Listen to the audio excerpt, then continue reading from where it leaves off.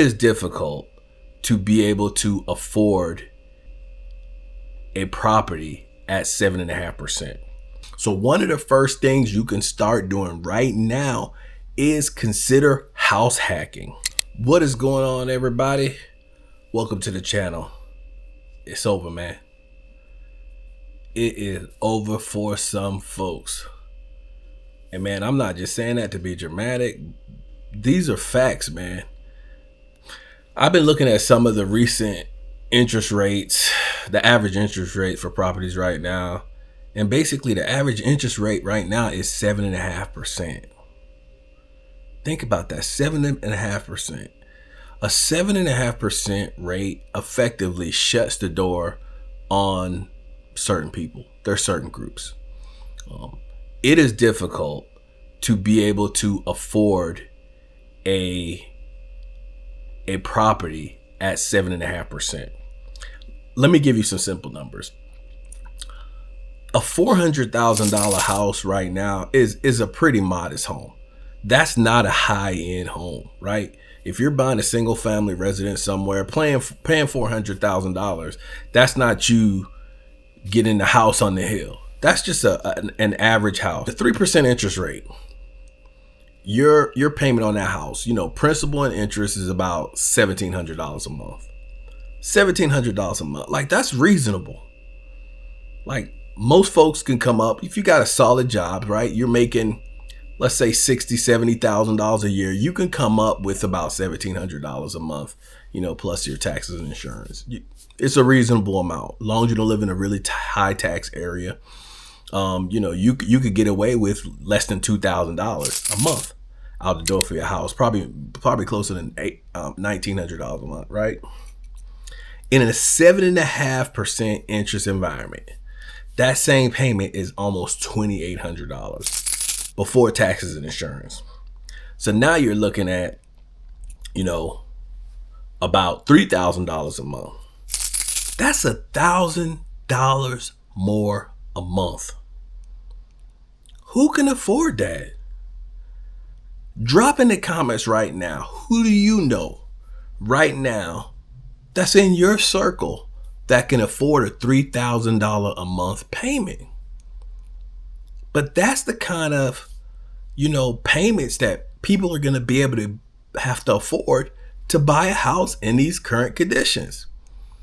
And I just don't see how that's sustainable. And so the thing I think about in that situation is, what does the cost of entry being that high does for Americans? And I'm telling you, it paints a grim picture. Because here's what it really means. This means that there's going to be a group of Americans that aren't going to be able to buy houses. And so what happens is these folks will not be able to buy houses until they're older. So what happens is when you don't buy a house until you're older, you just waste so much money over the years not accumulating wealth. Now, again, I know there's arguments to both sides of this. I could probably make a whole video on why you should rent versus buying a house. And part of it is because of the interest rate environment, right? Being so high. I think when the interest rates are very low, most of the time it's going to make more sense to buy a house. If you disagree, drop that in the comments. It's a great debate. But I think about what it's going to do for a generation of folks who can't get into that class and how it's going to exacerbate the current situation and this disparity of wealth. Think about it like this. When I was talking to my realtor, he basically told me that there's only a few different types of people that are buying houses now. Because I'm like, hey, man, like, how are people buying houses? Like, the interest rates are 7.5%. Like, who's out here buying houses? And this is what he said.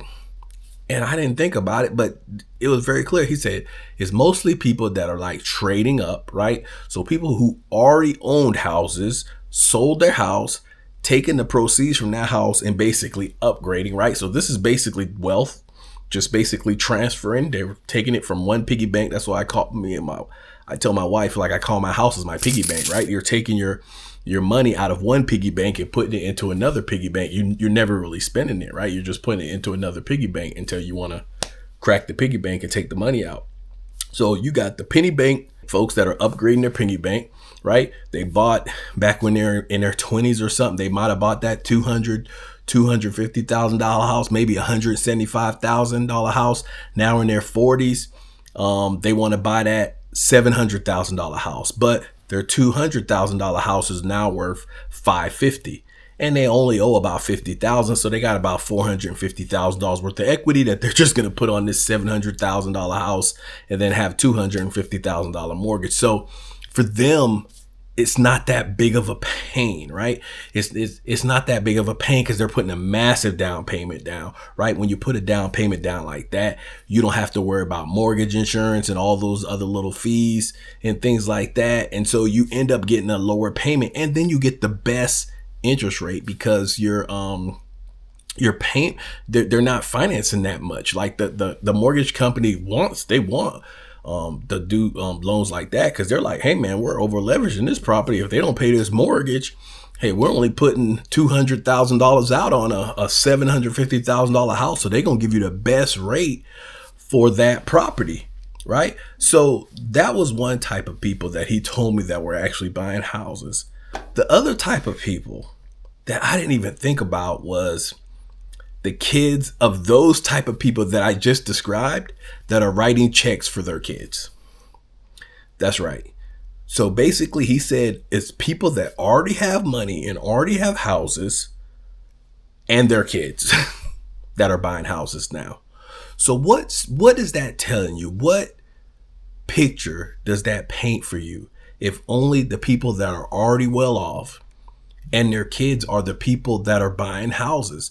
And this isn't some BS realtor. This is like the number 6 realtor in Georgia in an office of about 300 agents. He's like number 6. So this is a guy who sells houses. So this ain't a guy who's, basically doing this part-time. This is a full-time guy, multiple 6-figure guy. And he's basically saying like, that's what's happening.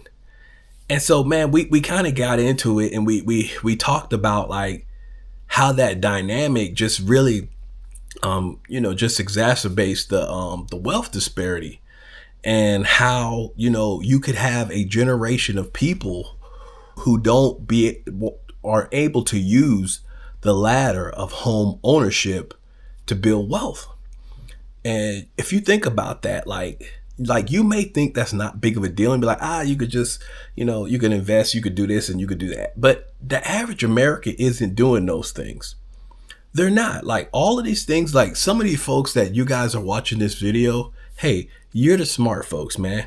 You're investing, you're out here, you might be even in crypto, you might be in the day trading, you might be in the Airbnb, short-term rentals, you might be into some other creative way, you might be in the Toro, you might be running plays with Uber, you might be delivering stuff with your cargo van. Like it's different, right?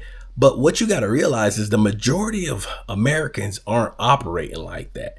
They're just regular people who go to work and come home every day, right? So they're not going to be able to accumulate wealth another way. These are people who are just putting money in their 401k, and they're just hoping like hell that they're going to have enough money in retirement. So if you're not buying a house, for most Americans, you're not going to have much of an investment outside of your 401k. And the 401k was never meant to be used for what it is right now, but we're not going to get into that. But anyways, the bottom line is the reality of how it's going to turn out for people in the end is going to be devastating. So think about it like this. What happens to a society when only a certain amount of people can qualify for housing and the other people are renters? Do you think that's conducive to a productive society? Drop in the comments. Tell me what you guys think about that, because, I think it's an interesting conversation to have. Is it okay if there's just a whole bunch of renters and there's a whole bunch of buyers? And then also, how much leverage does that give the people who own the properties versus the people who are renting the properties to those people? Is it okay for those people to have that much leverage over those people? Because in all honesty, I do feel like after a certain point in life, it's very difficult to be able to get in the race. Now, again, I'm not saying impossible, right? Because I promise you, some of y'all out there got a late start. I pretty much got a late start as well too. Even though I did buy my first house a long time ago, I didn't benefit from it like I should have. But that's another story for another day. But it's just harder now, and I think the interest rate environment makes it even more difficult. So tell me what you think about that. Now, again, I said all that to say it's tough. It's stacked up against you, but there are some things that you can actually do to try to get ahead. And again, y'all see me say this a few times, and I made a few videos on it, but I'm telling you, you have to get serious about how you think about your future. Don't just let the days pass. Don't just let time pass, because when you do that, you're going to put yourself in a corner. You have to start thinking about when you're going to stop working. So one of the first things you can start doing right now is consider house hacking. And again, us Americans, like we're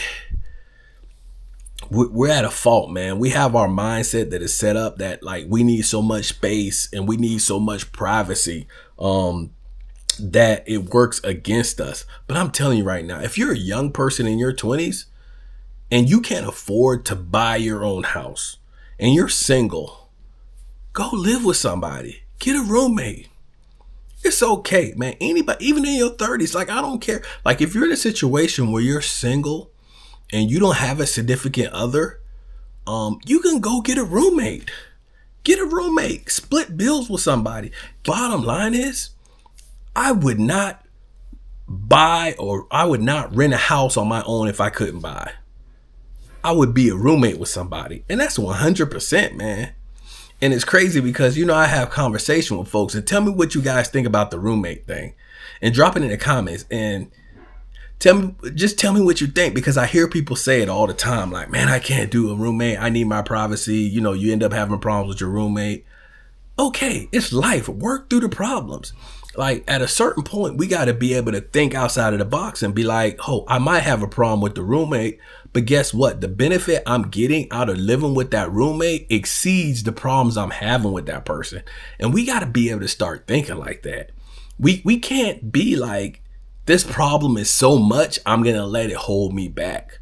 Like that's a weak way of thinking. You have to understand that, yes, there's going to be potential disagreements. Yes, there is going to be potential things that are going to cause some strife for me. But guess what? I got my eye on the prize. I'm working toward a goal.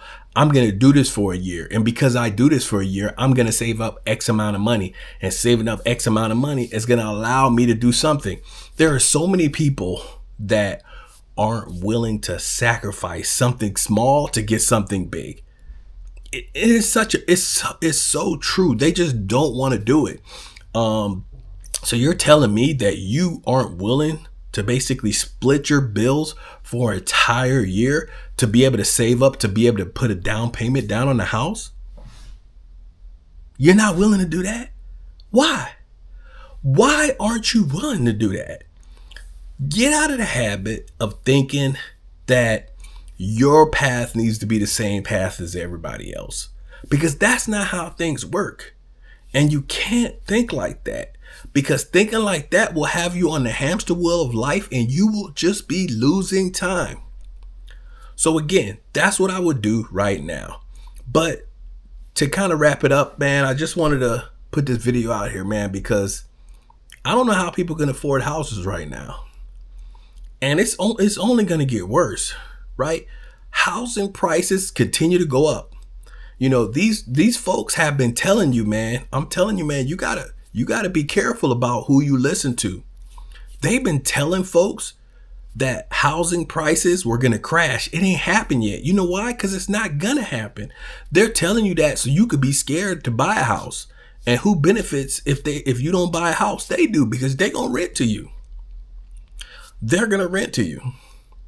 And when they rent to you, they're going to make a ton of money. They're already setting up people's mindsets of the Gen Xers, man. They're leveraging how the Gen Xers think to make money. And this is the last example I'll give y'all before I leave. if you notice, they are using what I call amenities to basically draw Gen Xers in, right? They're drawing Gen Xers in. And what I mean by amenities is they're making these great housing complexes, housing apartment complexes in the city centers. And what they're doing is they're making these places that are really convenient, very walkable. They got all the restaurants, they got the coffee shops, they got your nice little gym, all the little things, the nice pool, all the things that the Gen X's want to have what they think is a fulfilled life. But what they're doing is they're basically robbing you or taking away your ability to be able to purchase a house. Because that's what happens. The price of houses have gotten so high.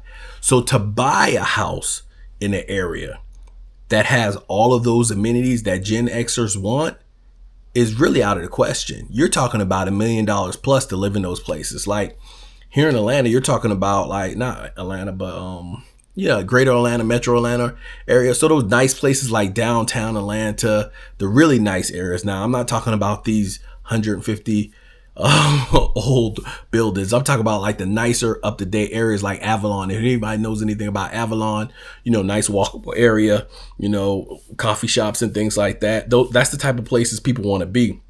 That's what the Gen Xers want. They want to be with the movers and shakers. And so what they're doing is they're creating that in a rent model because they want you to rent forever. They really want you to rent for every era, and they want to have everybody into a subscription style lifestyle, and you don't own anything. They're even coming out with car programs like that where you don't ever own a car. It's basically like leasing forever. It's like a lease, but it's called something else now. Drop in the comments if you know what I'm talking about. It's not a lease like where you do it for like 3 years to give it back or 2 years to give it back. It's basically like you can go month to month and just they're like, hey, you'll never be saddled with car payments. You could drive when you want. And I'm like, dang, they're trying to take away the ability for people to own things, man. They just want you to rent everything.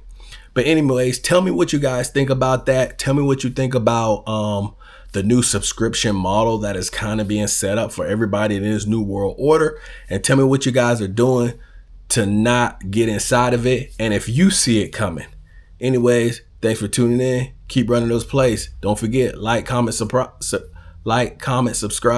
Peace.